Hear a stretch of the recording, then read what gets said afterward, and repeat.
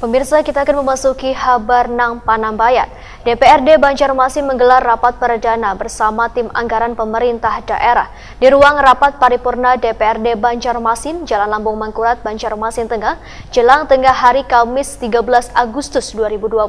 Dalam rapat ini, Badan Anggaran meminta kejelasan detail terhadap proyeksi pendapatan tahun 2020 turun dari tahun sebelumnya. Pemirsa, kita saksikan kabar nang selengkapnya. DPRD Banjarmasin menggelar rapat perdana bersama tim anggaran pemerintah daerah terkait rancangan kebijakan umum perubahan prioritas plafon anggaran sementara APBDP tahun 2020.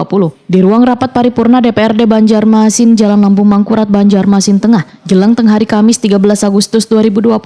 Dalam rapat ini, Badan Anggaran meminta kejelasan detail terhadap proyeksi pendapatan tahun 2020 turun dari tahun sebelumnya. Pajak reklama bahwa di 31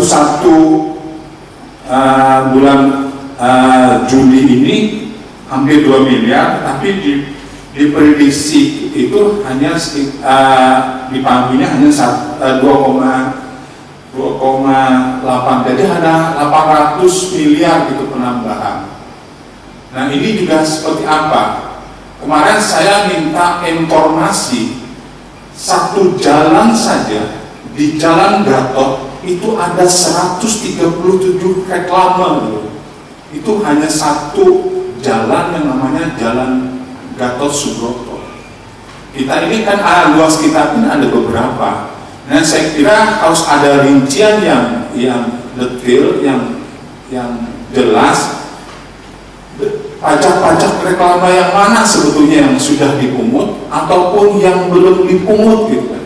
Ini kan merupakan potensi. Nah, dalam kondisi ini saya kira kita berharap bahwa jangan sampai kita kan tidak memungut yang seharusnya menjadi pendapatan daerah seperti itu. Sekretaris Badan Keuangan Daerah Banjarmasin, Mahliana, Wetakoni Prima TV, usai rapat mengakui bila proyeksi pendapatan KUPA PPAS APBDP tahun 2020 turun dari target di APBD murni. Penurunan ini lantaran pandemi virus corona yang terjadi hampir setengah tahun ini mengakibatkan sejumlah sektor objek pendapatan kada bisa beroperasi. Menurut Mahliana, pendapatan yang ditarget tahun ini sebesar 1,7 triliun rupiah, diperkirakan pencapaiannya maksimal 1,5 triliun rupiah. Mahliana memperkirakan pendapatan akan kembali meningkat dengan adanya wacana untuk merevisi perda reklame. Sampai sekarang masih ada pembebasan untuk pajak.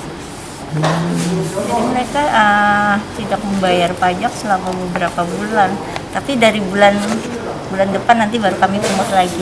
Karena memang ada keputusan dari Kemenq untuk relaksasi pajak terhadap objek-objek pajak yang ada di daerah, khususnya pajak hotel, restoran. Nah, itu ada peraturannya. Bu, Pak Isnaini tadi kan sempat bertakun masalah banyaknya baliho aja sih kan di Gatot Subroto sampai sekian itu. Nah, itu memang datanya seperti apa, Bu? Datanya tadi Pak Isnaini memang minta lah kami siapkan kayaknya.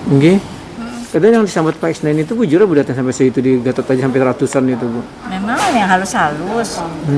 Ada memang, cuma kan kalau yang di bawah semeter itu kan tidak kita kenai pajak. Di atas 1 meter. Kemudian tarif untuk pajak reklame sendiri sampai saat ini dari tahun berapa itu masih belum dirubah. Per meternya itu hanya sekitar di Jalan Gatot itu sekitar 2.500 lah.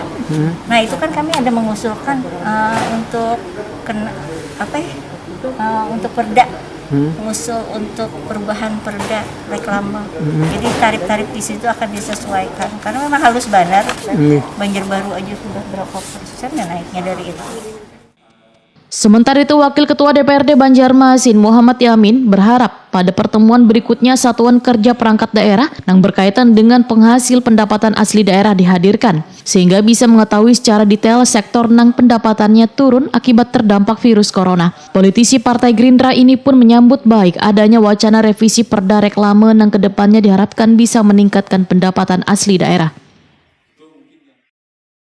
Pertama yang diinginkan itu kan menyesuaikan aturan Permen PU, ya kan, bahwa jelas tidak boleh melintas di jalan di tengah-tengah jalan raya. Yang Yang kedua juga mungkin terkait masalah pajak retribusinya, mungkin pajak reklamanya itu sudah tidak terlalu begitu. Dengan saat ini tahun ke tahun kan seharusnya memang ada peningkatan lah ya. Jadi karena kita jelas bahwa di Kota Banjarmasin ini kan jasa dan perdagangan. Reklame ini adalah salah satu jasa juga untuk promosi dan sebagainya. Ini juga salah satu penghasil PAD di Kota Banjarmasin.